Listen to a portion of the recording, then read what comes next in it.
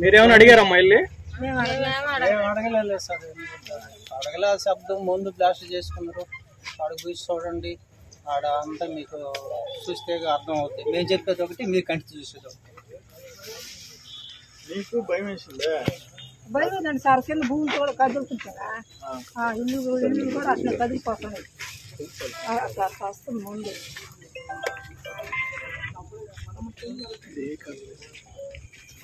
గడిచిన colony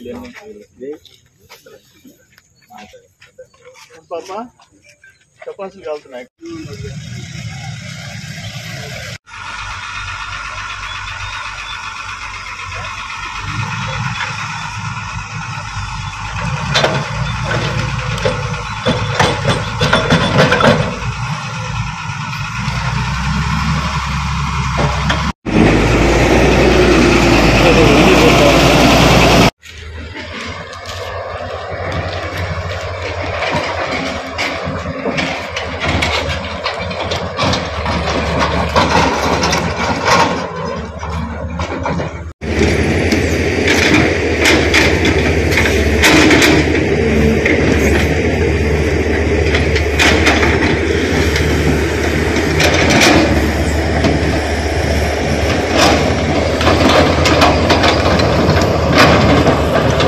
first sir, నా పేరు విజయకరణ్ అండి.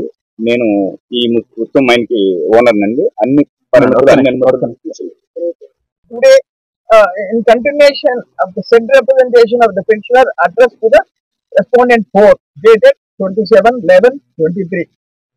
Last of the sentence, on receipt of the same, the respondent 3 and 5 shall take appropriate action strictly in accordance with the law pending further. ఈరోజు నెల్లూరు జిల్లా, ఉమ్మడి నెల్లూరు జిల్లా బహిరంగంగా జిల్లాను దోచుకుంటారు. ఇక్కడుండే క్వాజ్, ఇక్కడుండే సిలిక, ఇక్కడ పక్కనే ఉండే ఇరువురులో ఇసుక, ఒకటి కాదు ఆఖరికి భూములు, వేల కోట్ల భూ కుంభకోణం జరుగుతూ ఉంది. మరి మంత్రి కాన్స్టిట్యున్సీలో అయితే విచ్చలు పెడతారు. ఇప్పుడు విద్యాకిరణ్ గారు రుస్తుం మైన్ ఆయనకు లీజ్ ఉండింది. ఇన్ టైంలో మైనింగ్ చట్ట ప్రకారం లీజ్ రెన్యువల్ చేయమని పెట్టారు. రెన్యువల్ చేసి తీరాలా, లేకపోతే ఆయనకి నోటీస్ ఇవ్వాలి. ఆయనకి నోటీస్ ఇవ్వకుండా క్వార్జీ రేట్ వచ్చింది. అదేమంటే ఇక్కడ నుంచి సైదాపురం వరకు, గూడూరు వరకు, రాపూరు బహిరంగంగా ఎత్తేస్తున్నారు. 100 మిషన్లు పనిచేస్తున్నాయి. మేము ఒకసారి సైదాపురం పోయిచ్చాం, తుమ్మల తలుపూరు పోయిచ్చాం, మిషన్లు ఏమి ఆగటంలా. ఇక్కడ ఒకసారి మనందరం వచ్చిపోయినాం, మీడియా అంతా వచ్చింది, మిషన్లు పెరిగిపోయినాయి. మేము వచ్చినప్పుడు 2-3 మిషన్లు, ఇప్పుడు 2-3 డజన్లు.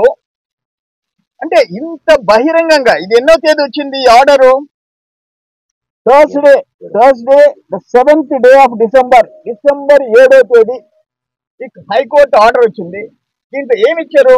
లాస్ట్ లో para, in view of the same the petition house officer Podalakuru police and mining కి ఇమ్మీడియట్ గా చట్ట ప్రకారం వాళ్ళ చర్యలు తీసుకోండి. డిసెంబర్ 7వ తేదీ ఏమైపోతుంది? హైకోర్టుకి ఒక విలువ ఉందా? హైకోర్టు ఆర్డర్ కి ఒక విలువ ఉందా? ఎందుకంటే మంత్రి రాజ్యం, సామంతు రాజు ఆర్డర్ రాజుకి పోతుందంట. నెలకి 12 కోట్లు ఇచ్చేయాలంట. ఈ సామంతు రాజులు నెలకు ఒక 50-60 కోట్లు దోచుకోవాలంట. ఎలక్షన్ ఫిబ్రవరికి వచ్చేస్తుందంట, మార్చికి వచ్చేస్తుందంట. సిలికాలో దీంట్లో 1000 కోట్లు దోచుకోవాలి. సిలికాలో ఇంచుమించు ఒక 5000 కోట్లు. నేను మొత్తం మొన్న అన్ని వివరాలు చెప్పా. పిటిషన్లు అన్ని పెట్టాల్సినవి పెట్టాము, దాన్ని వదిలిపెట్టాము. ఇప్పుడు క్వార్జీ హైకోర్టు ఆర్డర్కి వాల్యూ లేకపోతే ఇంకా దేనికి ఈ రాష్ట్రంలో దేనికి గౌరవం ఉంది? ఒక మైనింగ్ లీజ్ లేదు, ఒక పర్మిట్ లేదు, ఒక సీనరేజ్ ఛార్జ్ కట్టలేదు. ఇన్ని మిషన్లు, ఇంత పట్ట పొగులు, బందిపోటు దొంగలు, సోదరుడు చెప్పినట్టు నక్సల్స్ కూడా ఇంత పరితెగించలే. బందిపోటు దొంగలు మీకంటే మేలు. ఎవరైనా వచ్చి వాళ్ళు ఓనర్స్ వచ్చి వదిలేయమంటే వదిలేస్తారు. ఏదో ఒక రోజు దొంగతనం చేస్తారు, 2 రోజులు దొంగతనం చేస్తారు, ఇట్లా రోజులు పడి దొరుకుకోవడము ఇదంతా. ఇది అయ్యా రాజుకు పోతుందంట డబ్బు.